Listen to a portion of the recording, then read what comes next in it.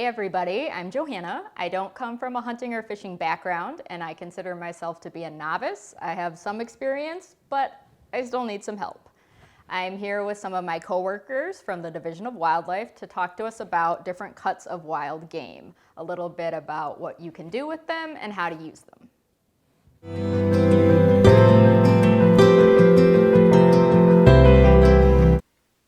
These are a few cuts that you can expect to get out of your deer.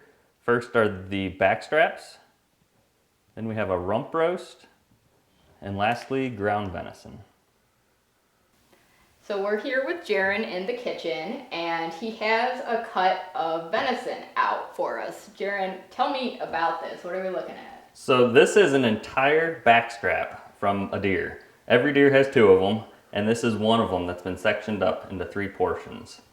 So this whole thing is one beef tenderloin equivalent. That's the equivalent, and you get Wow. 2 of them out of one deer. Wow. So what do people do with this? What kind of beef cut would this be like? This would be like the beef tenderloin.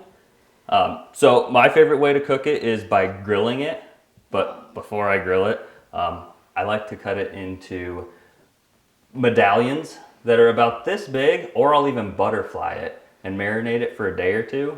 Throw that on the grill to medium rare. It is perfect. Wow. Tell me about butterflying. So, what do you mean when you say that? I get that question a lot. Butterflying is a lot simpler than people realize.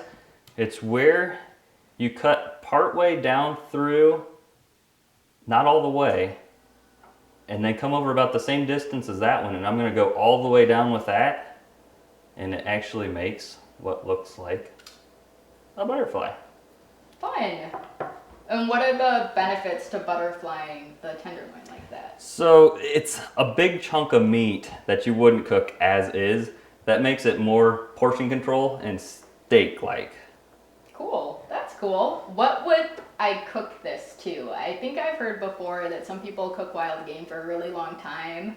Is this something that you want to cook like that, or do you treat this like steak from a supermarket? You definitely don't want to overcook wild game. Wild game gets tougher because it's a lot leaner than our domestic meat. Therefore, you want to cook this to medium rare is probably my favorite way to cook it. Wow. Thanks, Jaron. That sounds great. You're welcome.